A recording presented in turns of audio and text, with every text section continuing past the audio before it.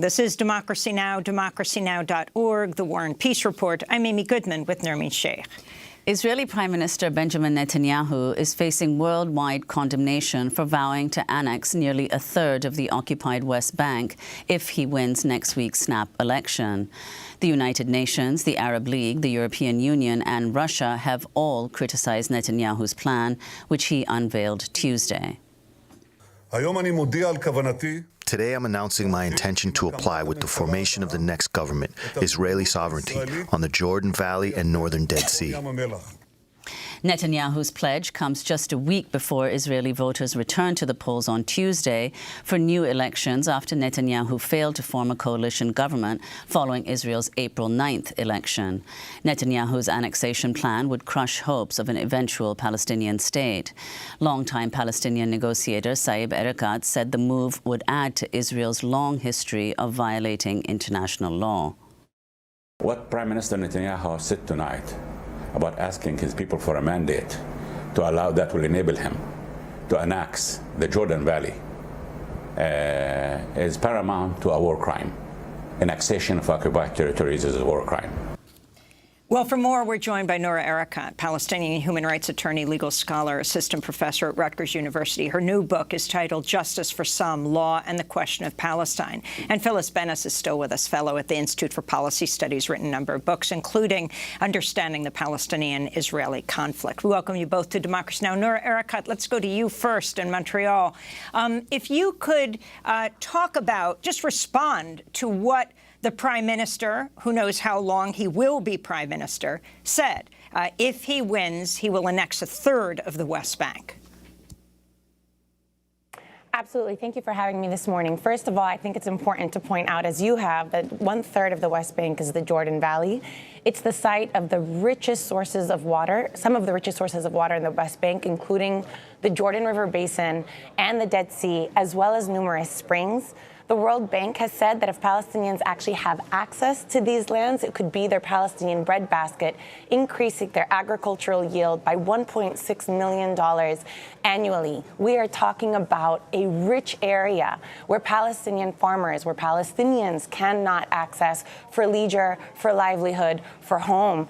And this is what's at stake. The other thing to point out is that there's already de facto annexation. A lot of attention is being placed on Netanyahu as he makes more bold and racist claims to his constituent base ahead of elections. But it's important to know that this is not about Netanyahu. This isn't even about the Israeli right.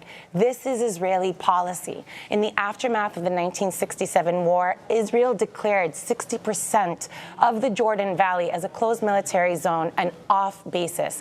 They built 3 outposts, military outposts in 1968, and under a labor government, built those into civilian settlements in the early 1970s. It was a Israeli labor minister, Yigal Allon, who declared that the Jordan Valley would be part of Israel's defensible borders.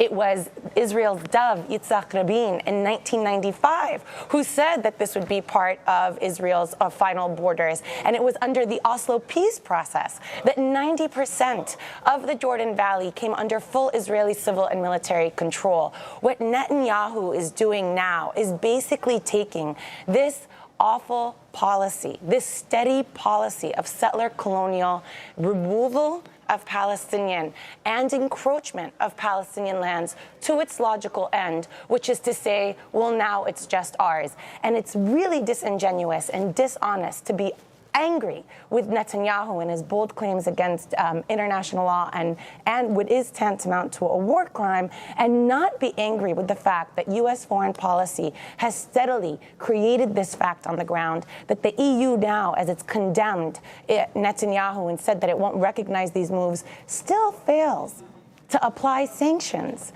in order to punish this policy, in order to deter it, where there's no condemnation of the fact. Everybody wants to talk about the two-state solution that's been dead, but nobody's paying attention to the fact that since 1967, the Palestinian population in the Jordan Valley has been reduced from 320,000 in 1967 to 60,000 today, and most of those 60,000 are concentrated in Jericho, which is the Palestinian Bantustan in the Jordan Valley. So This is unfortunate, but it's also really disingenuous not to discuss it in the length and in the context of what has been steady Israeli policy and steady U.S. policy and international policy that has made it possible. Well, Noura, as you said, there has already been de facto annexation. But could you explain why what Netanyahu is proposing will definitively put an end to any possible two-state solution, and explain the geography, where the Jordan Valley and the northern Dead Sea, where they fall within the West Bank, and what Israeli formal annexation would mean for that area? Yeah, no, absolutely. So the Jordan Valley, 30% of the West Bank is located on the easternmost border of Palestine, Israel, and borders the Jordan River and the Dead Sea, which Palestinians have not had access to.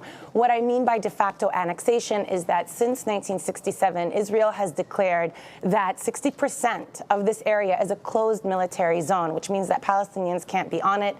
They can't dig into water wells. They cannot access the water for agriculture, even for their own drinking purposes. Right now, the settlers that live there, approximately 11,000 settlers, have access to 6 times as much water as the Palestinians. Israel has also declared 26 nature preserves. This is greenwashing, where they basically said these lands we're going to preserve for nature purposes, but that really just means that Palestinians can't be on those lands as they continue to build up settlements. The settlements now in the Jordan Valley, the 37 settlements, 11,000 settlers, stand over one of the most productive settlement industries of agribusiness, the palm date industry, and so on and so forth, that should be the object of boycott, divestment, and sanctions campaigns. So what I mean by de facto annexation is that, as a matter of fact, Palestinians can't live there, they can't go there, they can't produce, they cannot have livelihood. Now, as a matter of law, Israel is basically telling the world, listen, we're going to stop the sham. It's just going to become part of Israel. We'll make it a fact on the ground, and it'll be part of what we call the defensible borders that Palestinians will have to accept.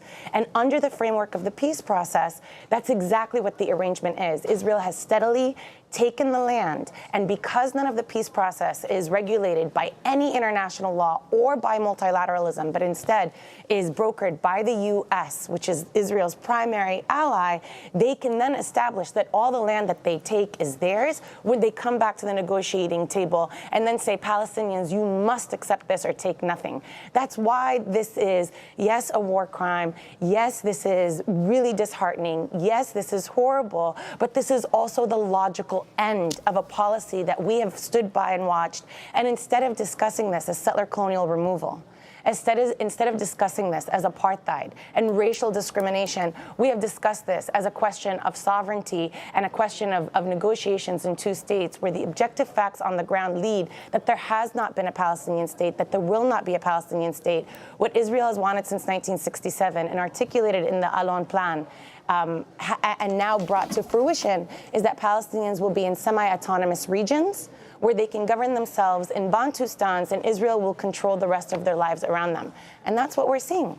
Earlier this year, the Trump administration recognized Israeli sovereignty over the occupied Golan Heights in a reversal of decades of U.S. policy and in defiance of international law.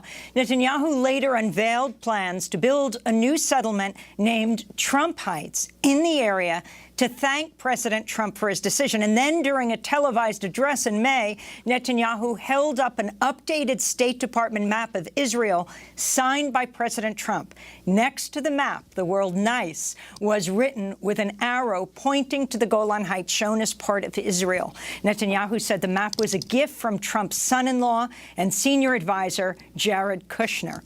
Israel annexed the Golan Heights in 1981 after capturing the territory from Syria during the 1967 war. Noura, Erakat, if you could respond to the significance of all of this. I'm very glad you brought that up, because here we have the Jordan Valley, which Israel has created a legal fiction about, that there is no sovereign, and used its legal strategies in order to basically say that they can negotiate, or to use the peace process and its alliance with the U.S.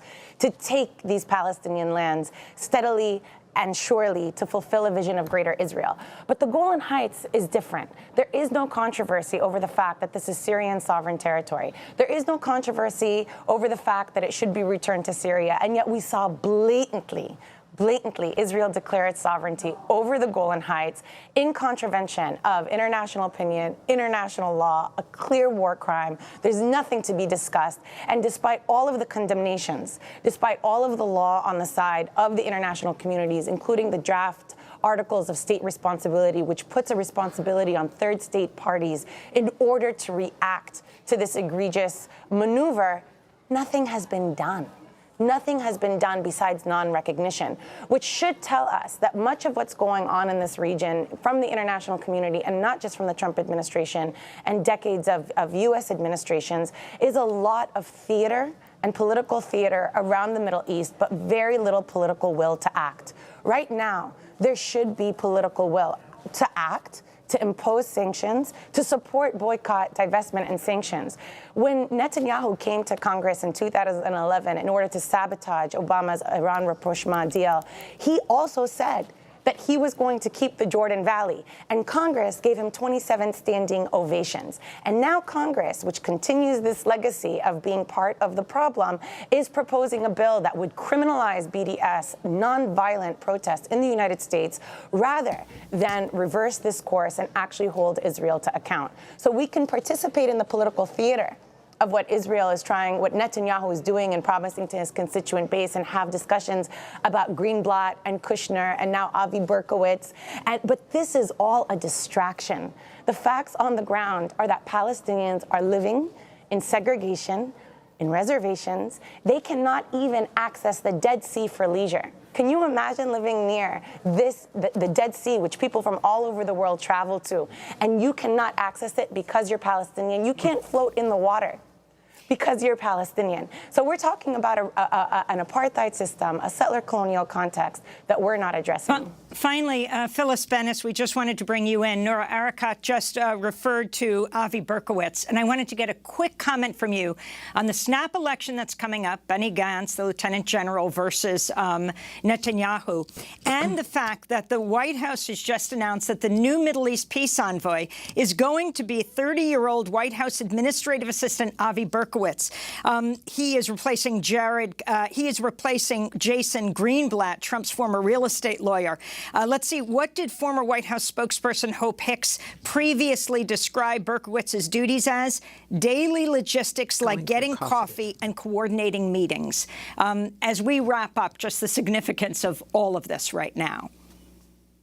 I think Noura's point is very important, that who is playing these various roles doesn't matter very much. Avi Berkowitz is not just ignorant about diplomacy. He also was educated partly at a right-wing yeshiva, nationalist yeshiva in Israel. So this is a consistent piece. I think the more important point, again, from what Noura was talking about in terms of the changes that are afoot in the United States, where there are some possibilities now, not yet Congress, but the shift in public discourse, the shift in media discourse about the question of Palestinian rights is a massive shift that's underway, and things may become possible in the future. What's been different with President Trump in office, the blatant nature of his recognition.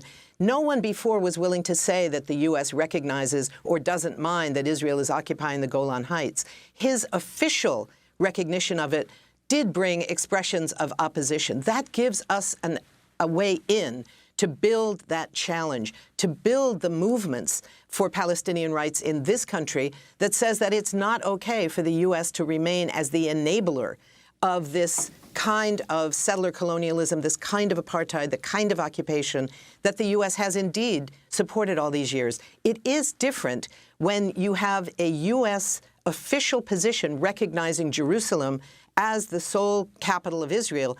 That's going to be much harder for future presidents to reverse. So it does become important when it's official.